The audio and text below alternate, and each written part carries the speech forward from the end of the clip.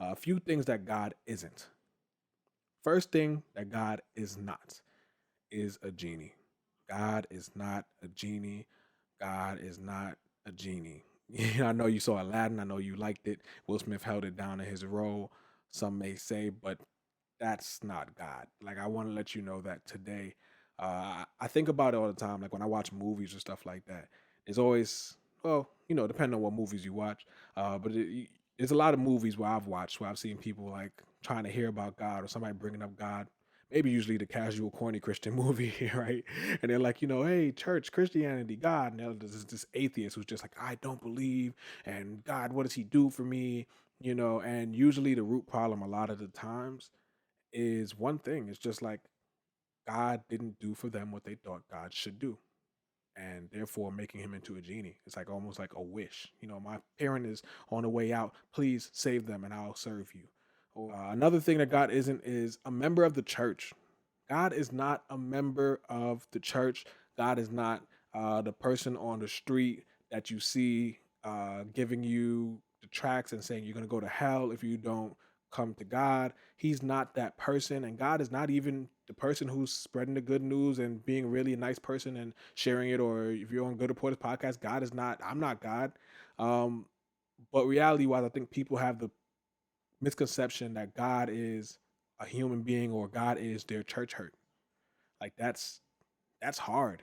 That's hard to compete with because if you're hurt by one person, somebody did something wrong to you, you can now blame God. And as a whole, you dislike church. You don't like God. You think church is full of a bunch of hypocrites. And you're just like, I don't believe in God because somebody did something wrong.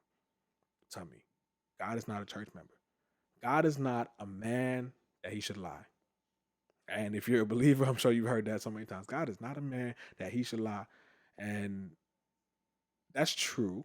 But what that means is that God is not us. He's not a human that he should lie because we just lie about everything from birth. You know what I mean? Like it's a story of me as a little kid, man. My parents would say, well, whether how true this story quite is in terms of me, that's a whole nother story. But as a kid, my parents said, somebody broke something in the kitchen.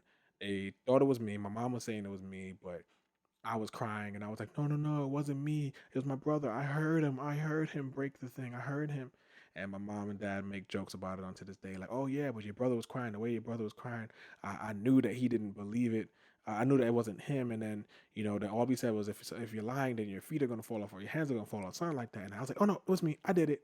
And so, therefore, as a kid, I lied. And last but not least, God is not asking you to be perfect. This is the biggest. This is one of the biggest ones. Not the biggest one. I think they're all equally important, but this is one of the ones you really, really have to pay attention to because I think this is the one that people miss the most. God is not asking you to be perfect. If you're coming to God or you want to come to God, a lot of people's excuses or reasoning is either, oh, I'm too young or I need to get my life together first. And that is a lie from the pit of hell. If God was asking you to come in and be perfect, then I mean, I guess none of us should be saved because I'm not perfect. I fail all the time, and I'm still failing. And even if you look at me like, oh, he's saved, he's the right Christian. Nope. We spoke about that in the last episode. Nope. I'm not perfect, and neither are you. And we're kind of just measuring him up to the way we measure human beings. But God is not. He's also not human. Like he's not a man that he should lie. So I think that says the same. But he's also just not human. Like he's not like us. So we try to understand him in a very natural human way. It's almost impossible. Like he's not tangible. So you're trying to understand the intangible God in a very tangible way. It just doesn't really make very much sense. But his word is tangible, and everything in his word is who he is, and so that's tangible enough for